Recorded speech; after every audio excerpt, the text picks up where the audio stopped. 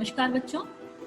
पिछले वीडियो के अंदर हम लोगों ने बात की थी कि तुम्हारे इस पूरे साल के सिलेबस में कौन कौन से टॉपिक हैं, और चूंकि ये नया एक तरह से नया तुम्हारा पेपर है, इसलिए हम चाहते हैं कि इसकी हर एक टॉपिक पर हम थोड़ा डिटेल में बात करते हुए चलें। और जहाँ कहीं पे भी तुम्हें डाउट लगे, we are always with you. Vinay sir तुम अपनी क्लास का पार्ट जो है वो ले रहे हैं कंटिन्यूसली, उनसे भी अगर कोई क्वेरी हो तो आप डायरेक्टली उनसे बात कर सकते हैं, और मेरा जो पोर्शन है उनसे उसमें अगर कोई क्वेरी हो तो तुम डायरेक्ट मुझसे भी बात कर सकते हो बेटा। हमारे जो कॉन्टेक्ट नंबर है वो तुम लोगों के साथ ग्रुप के अंदर मौजूद है। वेल, अब आज का लेक्चर स्टार्ट करते हैं। Actually this is a kind of introductory lecture, और उसके अंदर हम ये जानेंगे कि एरियल फोटोग्राफ्स और एरियल फोटोग्राफी से क्या समझते हैं, क्या उसकी डेफिनेशन हमारी यहाँ पर रहेगी। तो एक बार फिर से हम पीपीटी की तौर चल पड़ते हैं। तो उससे क्या रहता है कि कुछ चीज़ें हम बहुत आसानी से कम टाइम में समझ पाते हैं। तो ये जो आपके स्क्रीन के ऊपर आपको लोगों को देखने को मिल गया होगा अब, कि एरियल फोटोग्राफी जो है वो उस पर आज हम बात करेंगे। और एरियल फोटोग्राफी क्या होती है, इसमें हम किन किन को शामिल करेंगे, इन सारी चीज़ों पर हम आज अपनी बात को रखेंगे। तो सबसे पहले कि एरियल फोटोग्राफी है क्या। जब ये टॉपिक आया था हमारे सिलेबस के अंदर, तब मैंने वहाँ पे कहा था कि कोई भी फोटोग्राफ जो आप ऊंचाई से खींचते हैं उसको हम एरियल फोटोग्राफ कह रहे हैं। लेकिन उसके साथ साथ यहाँ पर मैं एक लाइन और जोड़ना चाहूंगी, और वो लाइन है photographs taken from air by any means. दो चीजें हमने इसके अंदर शामिल की है। पहली चीज हमारी क्या है, photographs taken from the air, यानी कि हमारा एयर से हमें फोटोग्राफ लेना है। पहली चीज यहाँ पर आपको ये नोट करना होगा कि पहली चीज है हमारी एयर से फोटोग्राफ लेने की। और दूसरी चीज क्या है, बाय एनी मीन्स, कोई भी जरिया हो, जरिया कोई भी हो सकता है फोटोग्राफ लेने का। दोनों ही तरीकों के अंदर हम उसको एरियल फोटोग्राफी का पार्ट कहेंगे। वेल, लेट्स सी, देखते हैं कि ये एक हमारे पास में जरिया है। आप सबको पता है कि ये जो पिक्चर है ये किस चीज की है। क्या इससे लिए गए फोटोग्राफ्स को हम एरियल फोटोग्राफी कहेंगे? दूसरी पिक्चर हम यहाँ पर ले रहे हैं, ये क्या इससे ली गई फोटोग्राफ को हम एरियल फोटोग्राफी कहेंगे? और तीसरा चीज है ये, क्या इससे लिए गए फोटोग्राफ को हम एरियल फोटोग्राफी कहेंगे? यस, ऑफ कोर्स, हम किसी भी तरीके से, किसी भी माध्यम से फोटो लें, चाहे मोबाइल हो, एडवांस कैमरा हो, ड्रोन हो, या हम और ऊपर की तरफ जाएं तो हम एरोप्लेन के थ्रू लेते हैं, हेलीकॉप्टर्स के थ्रू लेते हैं। हम किसी भी जरिए से फोटोग्राफ लें उसे हम एरियल फोटोग्राफी कहेंगे। क्लियर? तो पहली चीज, तरीका या जरिया या माध्यम कोई भी हो सकता है, उसमें कोई डिफरेंशिएशन नहीं है, कोई चीज नहीं है कि हम पर्टिकुलर इसी को ही, इसी से ली गई फोटोग्राफ्स को एरियल फोटोग्राफी कहते हैं। Well, then next thing, then air photographs क्या है भाई? Aerial photography is so simple कि किसी भी तरीके से ली गए photograph. Okay, then air photographs क्या हुए? इसका मतलब किसी भी तरीके से लिए गए फोटोग्राफ्स को हम एरियल फोटोग्राफ्स कहेंगे। वेल, यहाँ पे हम कुछ फोटोग्राफ्स ले रहे हैं, आपको साथ साथ देखते हुए ये सोचते हुए चलना है कि क्या ये फोटोग्राफ्स एरियल फोटोग्राफ्स कहलाएंगे। नंबर 1, ओके, ये एक फोटोग्राफ लिया गया है जो ऊंचाई से लिया गया है। इसके अंदर आपको एक रोड दिखाई दे रही है, और वो रोड जो है वो क्रॉस हो रही है एक कैनाल को, और एक रेजिडेंशियल पार्ट को दूसरे रेजिडेंशियल पार्ट से ये ज्वाइन कर रही है। ओके, कुछ एरिया के अंदर यहाँ पर आप देखेंगे कि फील्ड्स जो हैं वो भी यहाँ पर दिखाए गए हैं, ये फील्ड एरिया है। इसके अलावा ये पूरी की पूरी कैनाल एरिया हो गई, और ये पूरा का पूरा वो ज्वाइनिंग रोड हो गया। तो क्या इस फोटोग्राफ को हम एरियल फोटोग्राफ कहेंगे? वेल, अपना आंसर अपने पास रखें, हम बहुत जल्द आंसर की तरफ आएंगे। सेकंड इज दिस, आप देख सकते हैं पूरा स्काई पार्ट जो है वो इसके अंदर लिया गया है। यहाँ पर छोटे छोटे क्लाउड्स जो हैं वो इसके अंदर दिखाई दे रहे हैं। Second, again the second thing, कि क्या इसे हम एरियल फोटोग्राफी कहेंगे? नेक्स्ट वन, ये फिर से एक फोटोग्राफ लिया गया है जो शायद किसी अपहिल एरिया से लिया गया है, जिसके अंदर आपको ये पूरा का पूरा रेजिडेंशियल पार्ट दिखाई दे रहा है। यहाँ पर आप ऊपर की तरफ स्काई और उसके फीचर्स देख सकते हैं, यहीं आपको माउंटेनियस रीजन भी आप देखने को मिल रहा है आपको। तो क्या ये फोटोग्राफ एयर फोटोग्राफ कहलाएगा? वेल, एक और एग्जांपल ले लेते हैं, और this is the picture of Mussoorie. और मसूरी से जब हम वापस देहरादून की तरफ आते हैं तो इस तरह का एक सीन हमारे सामने उस टाइम आया कि ये पूरा का पूरा डेजर्ट फायर जिसको हम कहते हैं, ठीक है, ये हमें वहाँ पे दिखाई दी। और ये जो रिंग आपको दिखाई दे रही है, ये रिंग जो ये फायर रिंग है, और ये पूरा का पूरा सीन जो है वो माउंटेनियस एरिया का है। तो क्या इस तरह के फोटोग्राफ को हम एयर फोटोग्राफ कहेंगे? हमने क्या बात की थी? तरीका या जरिया कोई भी हो सकता है, उन सारे तरीके या जरिए से लिए गए फोटोग्राफ्स को हम एरियल फोटोग्राफ्स कहते हैं। लेकिन ये जो फोटोग्राफ्स हमने देखे हैं, क्या ये भी एरियल फोटोग्राफ की कैटेगरी में आते हैं? तो हमने ये 4 फोटोग्राफ्स देखे थे, जिसके अंदर ये हमने सबसे लास्ट में देखा, उसके पहले ये देखा, उससे पहले हमने ये देखा, और सबसे पहले हमने ये वाला देखा। वेल, इन चारों में से कौन सा एरियल फोटोग्राफ? कुछ हो सकता है आप लोग कह रहे हो चारों हो, कुछ हो सकता है कि एक दो को कह रहे हो। वेल, ये चारों ही एरियल फोटोग्राफ नहीं है। कंफ्यूज नहीं होना है। हम यहाँ पे बात कर रहे हैं कि एरियल फोटोग्राफ कौन से होते हैं। तो पहले हमें एरियल फोटोग्राफ्स की कैरेक्टरिस्टिक्स को जानना है। ये चारों ही फोटोग्राफ ऊंचाई से लिए गए हैं, एयर से लिए गए हैं, और ये एरियल फोटोग्राफ्स की कैटेगरी में आते, बशर्ते ये कुछ चीज़ों को, हमारे कुछ नॉर्म्स को फुलफिल करते। तो वो नॉर्म्स क्या है वो हम जानेंगे। उसके लिए हम पहले पहुंचते हैं, हमारी कुछ कैरेक्टरिस्टिक्स हैं एरियल फोटोग्राफ्स की, तो उनको हम चेक करते हुए जाते हैं कि क्या ये जो फोटोग्राफ्स हमने देखे ये उन कैरेक्टरिस्टिक्स को फुलफिल कर रहे हैं। तो पहली कैरेक्टरिस्टिक्स, ये एक लार्ज एरिया की मैपिंग को कवर करते हैं। ऑफ कोर्स ये चारों फोटोग्राफ्स लार्ज एरिया की मैपिंग के लिए थे, और टाइम और कॉस्ट दोनों कम हो जाती है लार्ज एरिया की मैपिंग में। यहाँ पर ये चीज़ देख लें कि ऑब्वियसली एक लार्ज एरिया की जब हम मैपिंग करना चाहते हैं तो हमें क्या करना होता है। अगर हम प्लेन टेबल सर्वे करें, आप सब लोग इस टर्म से रूबरू हैं, इसीलिए मैं एग्जांपल ले रही हूँ कि प्लेन टेबल सर्वे में हम एक टेबल लगाते हैं, देन हम सर्वे करते हैं, फिर हम टेबल को उठा के आगे की तरफ ले जाएंगे, देन हम सर्वे करेंगे, फिर और आगे।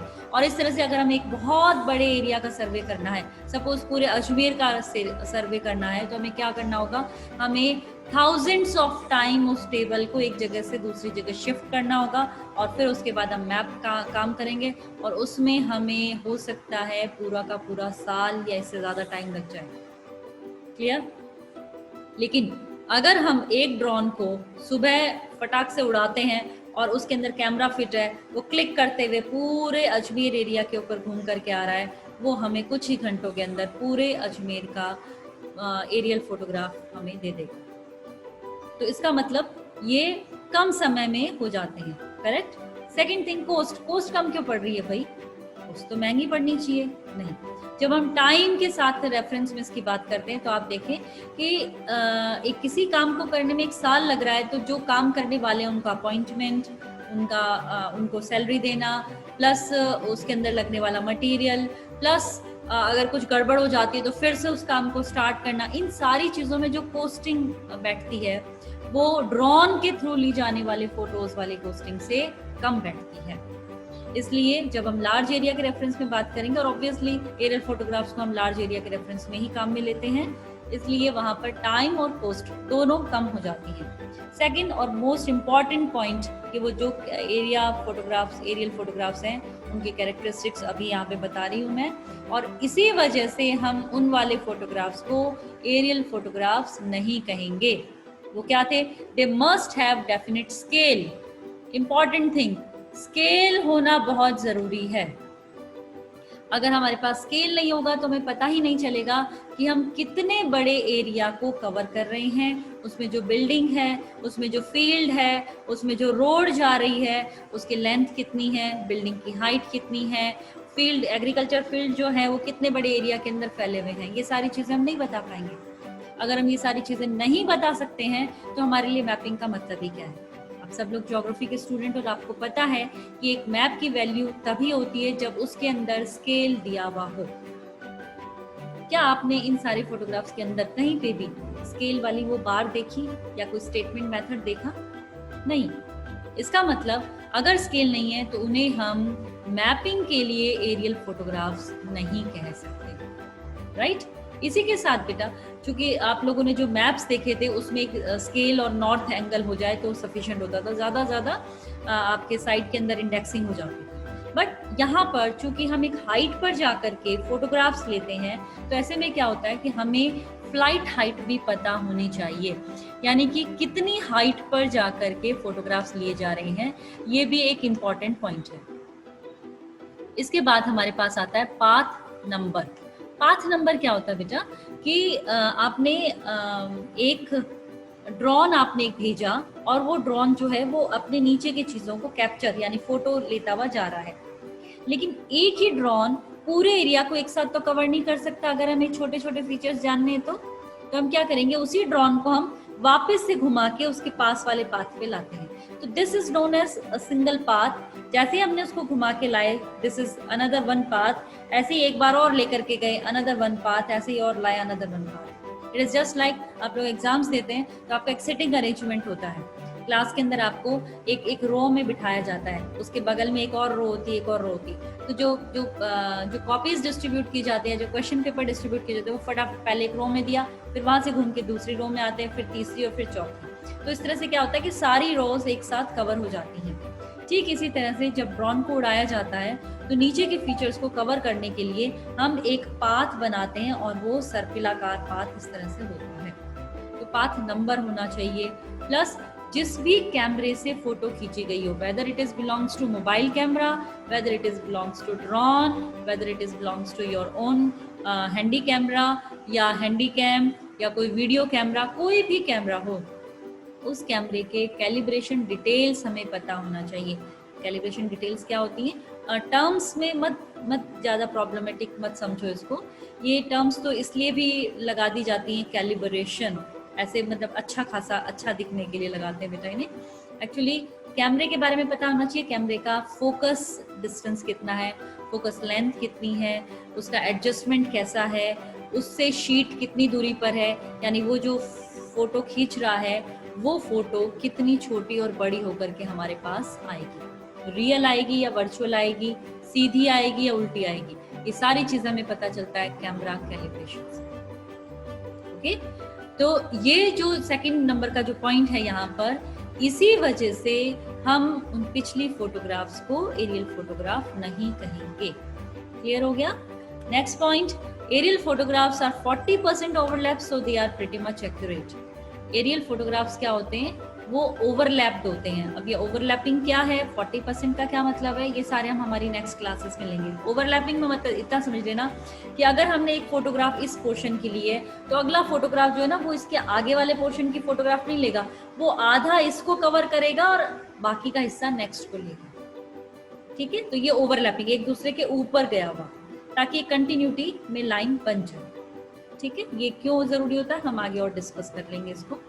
नेक्स्ट पॉइंट कि क्या है कैरेक्टरिस्टिक और क्या है, ये exposed feature can easily recognised. पिछले सबसे पहला फोटोग्राफ जिसको हमने अच्छे से देखा था उसमें क्या था बेटा, एक रोड जा रही थी बहुत अच्छे से, वो चीज़ हमें क्लियर हुई। एक कैनाल जा रही थी, वो चीज़ अच्छे से क्लियर हो गई थी। कुछ हमने रेजिडेंशियल इधर देखे थे, कुछ उस तरफ देखे, और साइड में इस तरफ हमारे पास में एक फील्ड था, एग्रीकल्चर फील्ड। यानी कि हमने क्विकली एक फोटो को देख करके, और शायद 1 मिनट भी हमने उस फोटो को नहीं देखा था, और हमने बहुत आसानी से ये पता कर लिया कि उसके अंदर क्या क्या फीचर्स हैं। तो किसी भी जगह की ज्योग्राफिकल स्टडी के लिए जब हमें ओवरव्यू लेना होता है, फीचर्स देखने होते हैं, तो एयर फोटोग्राफ्स बहुत अच्छे साधन हो सकते हैं। Next, it extracts a precise and concentrated picture of Earth and its particular condition. जिस अवस्था में आज हमारे पास धरातल है, ये एग्जैक्टली उसकी फोटो हमें देता है। अदरवाइज मैपिंग हो सकता है कि किसी ने मैप बनाया हो और वो मैप आज से 10 साल, 12 साल, 15 साल पुराना, और अब वर्तमान में वो उनमें से काफी चीजें बदल गई हों और बदल भी रही हैं। नई कॉलोनी जैसे बन गई है तो land use, land pattern change हो गया है। ऐसे ही रोड्स बन रही हैं तो चेंज हो गया है, ओवर ब्रिजेस अगर बन रहे तो चेंज हो गया है। तो वो सारे चेंज आज अगर हमें अध्ययन करना है तो वो सारे चेंज हमें पता होने चाहिए, और उसके लिए एरियल फोटोग्राफ्स जो है वो बेस्ट मीडियम है, हमें अपडेटेड न्यूज़ देते हैं और एक साथ बहुत सारी चीज़ों के बारे में बता देते हैं। So this is all about the characteristics of aerial photographs. अब हम अच्छा एक चीज और आ गई है कि ये ज्योग्राफिकल डिटेल्स को बहुत आसानी से कैप्चर कर लेते हैं सिर्फ एक ड्रोन को उड़ा करके। ओके, अब हम बात कर लेते हैं उस एक इंसान के बारे में जिसकी वजह से एरियल फोटोग्राफ्स जो है वो आज हमारे सामने इतने डेवलप्ड फॉर्म में आए हैं। तो आप देखें 1860 में, मतलब हम इसको लगातार कह रहे हैं new subject new subject new subject, but it was developed in 1860। और 1860 में सबसे पहले ये जो आपको बंदा दिखाई दे रहा है, इस बंदे ने Nadar, his name is Nadar, और ये नादर ने हॉट एयर बलून के ऊपर जाकर के बॉस्टन की फोटोग्राफी की थी। ठीक है, बॉस्टन शहर, उस शहर की फोटोग्राफी की थी 1860 में। और उनका जो फोटोग्राफ लिया था वो लिया था जेम्स डब्ल्यू ब्लैक ने। तो आप देखें कि इनकी द्वारा जो फोटोग्राफी की गई थी उसके अंदर ये बोस्टन शहर जो है वो कुछ इस तरह का दिखाई दे रहा था। ओके, और ये जो बोस्टन शहर के लिए जब इन्होंने लेंस जो कैमरा जो काम में लिया था उसको इन्होंने इस तरह का एक सर्कुलर लेंस काम में लिया। उससे क्या फायदा हुआ कि एक साथ बहुत बड़ा एरिया इन्होंने कवर करने की कोशिश की। तो ये नादर थे जिनकी वजह से एरियल फोटोग्राफी डेवलप हुई, या डेवलप क्या जिसको मैं कह सकती हूँ कि जिसने ओरिजिन किया इस तरह की फोटोग्राफी का। और आप यहाँ नीचे देखें कि साफ साफ लिखा है कि ये जो फोटोग्राफ्स लिए गए थे ये 365 मीटर हाइट से लिए गए थे। फ्लाइट हाइट जिसको हमने नाम दिया फ्लाइट हाइट, वो यही फ्लाइट हाइट है। ठीक है, तो ये नादर जो वर्ड है, ये जो टर्म है, ये आगे भी हमारे काम आएगी, तो आप इस पर थोड़ा सा ध्यान रखिएगा। कब स्टार्ट हुआ था? 1860 में, राइट। अब हम चलते हैं कुछ बेसिक टर्म्स के बारे में। उन टर्म्स के बिना हम एरियल फोटोग्राफी में आगे की ओर नहीं बढ़ सकते, क्योंकि मेरे भी हर एक वीडियो में ये टर्म्स रिपीट होंगी, आपके भी क्वेश्चंस में ये रिपीट होंगी, इसलिए आपको आंसर में भी इन्हें रिपीट करना है, तभी आपकी कमांड इस सब्जेक्ट पे अच्छी मानी जाएगी। वेल, पहली क्या है? पहली है फोटोग्रामेट्री। ध्यान रखना बच्चों, फोटोग्राफी अलग है, फोटोग्रामेट्री अलग है, एरियल फोटोग्राफी या एरियल फोटोग्राफ्स हैं वो अलग है। फोटोग्रामेट्री क्या है? The science of obtaining reliable measurement by means of photographs. Photograph की या फोटोज की सहायता से जब बहुत ही एक्यूरेट मेजरमेंट्स, नाप या माप निकाले जाते हैं तो उस विज्ञान को हम फोटोग्रामेट्री कहते हैं। ठीक है, तो फोटोग्रामेट्री इज अ साइंस, यानी कि एक नॉलेज वाला पार्ट हो गया ये। It's not a part of any object, कोई ऑब्जेक्ट नहीं है, ये कोई देखने की चीज नहीं है, ये एक साइंस है। और साइंस क्या है? ये साइंस वो है जो फोटोग्राफ के जरिए चीजों को या ज्ञान को निकालने का काम करता है। Okay, second thing is that photo interpretation, यानी कि ये एक कला है, it's an art of examining photo images। Photo आपके सामने है, उस फोटो से चीजों को पहचानना और उससे जानकारियों को निकालना फोटो इंटरप्रिटेशन कहलाता है। फोटोग्रामेट्री इज अ साइंस, ठीक है, and photo interpretation is an arts. Clear हो गया? चीजों को पहचानने की कला फोटो इंटरप्रिटेशन है, और वो साइंस जिसके तहत हम इन सब चीजों का अध्ययन करते हैं वो फोटोग्रामेट्री है। Next one is flying height. वो वर्टिकल हाइट जिस पर किसी भी ऐसे पार्टिकल को उड़ाया जाता है जो कैमरा लिए हुए है और जो नीचे की फोटो को कैप्चर करेगा। तो ये जो डिस्टेंस है, ये जो डिस्टेंस है किसकी? उस कैमरे की। ये कैमरा है, कैमरा किसी के साथ हो सकता है, ड्रोन के साथ हो सकता है, आपके हाथ में हो सकता है, एयरप्लेन पे हो सकता है, कहीं पे भी हो सकता है। तो ये कैमरे की हाइट है, और नीचे की तरफ आपका बेस हाइट है, डेटम लाइन। डेटम लाइन क्या होती है इस पे भी बात करेंगे। तो डेटम लाइन से इस कैमरे के बीच की ये जो वर्टिकल हाइट है, this is known as flying height. ठीक है, नेक्स्ट हम बात कर लेते हैं डेटम प्लेन क्या होता है। एक रेफरेंस प्लेन जिससे सारी हाइट्स नापी जाती हैं।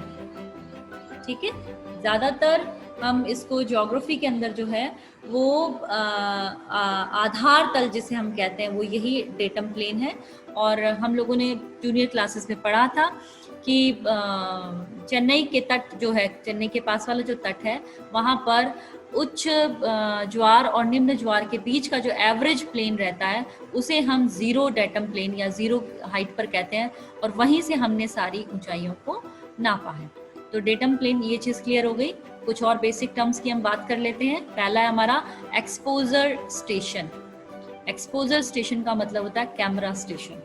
जब मैं बात कर रही हूँ कि कैमरा यहाँ है और ये डेटम प्लेन है, तो ये जो चीज़ है, ये जिसके ऊपर कैमरा रखा गया है, that is called camera station या exposure station, right. Next one is exposure interval, the time interval between two successive exposures. क्या होता है बेटा, जब हम फोटो खींचते हैं, तो कैमरे की बात अगर हम करते हैं, तो कैमरे से जब हम फोटो खींची जाती है तो वहाँ पे क्लिक का बटन होता है। जैसे ही हम क्लिक करते हैं तो कैमरे का शटर जो होता है वो ओपन होता है, लाइट उसके अंदर जाती है, वहाँ एक रील होती है, उस रील के ऊपर वो लाइट रिफ्लेक्ट होने से इमेज बनती है, और वापस से जैसे ही वो बंद किया, वापस से वो शटर क्लोज हो जाता है। ठीक है, आप लोगों ने अगर मोबाइल, एंड्रॉयड मोबाइल से फोटो खींची है, तो आप क्या करते हैं कि वहाँ पर भी आप मोबाइल रखते हैं, मोबाइल रख करके वहाँ पे एक छोटा सा रेड कलर का एक बटन आ जाता है, उस बटन को जब आप दबाते हैं तो एक बार के लिए कैमरा क्लिक हो जाता है। लेकिन अगर आप उसको कई बार दबाए रखते हैं, कंटिन्यूअसली दबाते हैं, तो आपके इस कैमरा सेटिंग, मोबाइल सेटिंग्स के अकॉर्डिंग 20 या 40 फोटो कंटिन्यूअसली एक साथ खींचती हुई चली जाती है। तो टाइम इंटरवल क्या है, 2 सक्सेसिव फोटोज लेने के बीच में कितना गैप रहेगा। मैंने एक फोटो ली और आधे घंटे बाद मैंने दूसरी फोटो ली, तो यहाँ पर एक्सपोजर इंटरवल कितना हो गया, आधा घंटा, यानी 2 के बीच में जितना गैप रहा। लेकिन अगर मेरे कैमरे की सेटिंग्स ऐसी है कि मैं जब उसे दबा के रखती हूँ तो वो 20 फोटोग्राफ एक साथ खींच देता है, बट उनके बीच का जो गैप होता है वो नैनो सेकंड्स में होता है। तो इस बार जो एक्सपोजर इंटरवल हो जाएगा वो क्या हो जाएगा, वो हो जाएगा नैनो सेकंड्स। क्लियर हो गया। 2 फोटोग्राफ खींचने के टाइम के बीच का जो गैप टाइम है उसे हम कहेंगे exposure interval. Clear. Exposure station, कैमरे का स्टेशन, एक्सपोजर इंटरवल, 2 फोटोग्राफ्स के बीच का time. Well, third point is exposure time. कितने देर के लिए हमारा शटर ओपन रहता है कि लाइट उसके अंदर से रील के ऊपर जा सके। ठीक है, उस टाइम को हम कहेंगे एक्सपोजर टाइम। एक्सपोजर इंटरवल और एक्सपोजर टाइम से कंफ्यूज नहीं होना है बेटा। एक्सपोजर टाइम जो होगा वो होगा जब आप एक बार क्लिक करते हैं, उसी क्लिक के दौरान कितनी देर के लिए शटर ओपन होता है लाइट को अंदर की तरफ एंटर करने के लिए, दैट इज एक्सपोजर टाइम। और एक्सपोजर इंटरवल, एक बार फोटो खींची, दूसरी बार फोटो खींची, दोनों बार जो फोटो खींची गई उनके बीच में कितना टाइम का गैप है, that is called exposure interval. Clear. कुछ और टर्म्स की बात कर लें जल्दी से। एयरबेस का मतलब यही हो गया कि हमने कोई ड्रोन के थ्रू अगर हम फोटोज खींच रहे हैं, तो हमने एक फोटो खींची, ड्रोन थोड़ा सा आगे गया, उसने दूसरी फोटो खींची, तो ये जो ड्रोन पहले यहाँ था, फोटो खींची, अगली बार यहाँ आया, तो ये जो 2 सक्सेसिव कैमरा स्टेशन जो हो गए, ये एक कैमरा स्टेशन, ये एक कैमरा स्टेशन, ये दूसरा कैमरा स्टेशन, ये जो 2 सक्सेसिव कैमरा स्टेशन है, इन दोनों को मिलाने वाली जो रेखा होगी दैट इज कॉल्ड एयरबेस। और जो ड्रोन जो मूव करेगा उस पूरी लाइन को हम कहेंगे हमारी फ्लाइट लाइन। ठीक है, तो एयरबेस क्या हो गया, वो लाइन जो है उसको हम एयरबेस कहते हैं। Next one is negative. आप ने अगर पुराने कैमरे देखे होंगे और या आप वहाँ पे किसी कैमरे की शॉप में जाएंगे तो आप वहाँ पे एक रोल देखेंगे, वो जो एक ऐसा रोल होता है ब्लैक से कलर का होता है, उसके अंदर बहुत सारे पार्टीशंस करे हुए होते हैं और इंडिविजुअल पार्टीशन के ऊपर इंडिविजुअल फोटो होती है। वो क्या कहलाता है, वो नेगेटिव कहलाता है। नेगेटिव में क्या होता है कि टोन, यानी फोटो जो होती है, ब्लैक का टोन व्हाइट की तरफ रहता है और व्हाइट का टोन ब्लैक की तरफ रहता है।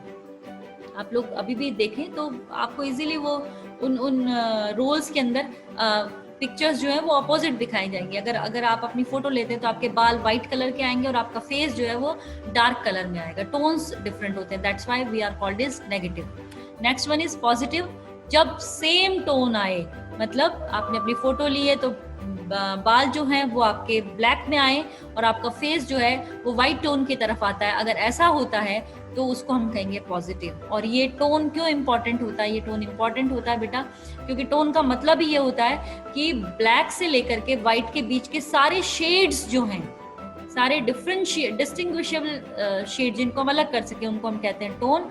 और टोन बहुत इंपॉर्टेंट होता है जब हम एयर फोटोग्राफ से चीज़ों को निकालने या इंफॉर्मेशन निकालने की कोशिश करते हैं, तो हमें अलग अलग टोन की चीज़ें कौन सी होती हैं उसको ध्यान में रखना होता है। वेल, तो this is all about today's video, और हम हमारी नेक्स्ट क्लास के अंदर बात करेंगे इससे आगे की तरफ। इस आज के इस लेक्चर में अगर आप लोगों को कुछ डाउट हो, मैं फिर से कह रही हूँ कि आप पूछ सकते हैं, टेलीफोनिकली पूछ सकते हैं, आप मैसेज डाल के पूछ सकते हैं। इसमें से जो क्वेश्चंस बनेंगे उनको हम हमारे नेक्स्ट उसके अंदर लेंगे। Thank you.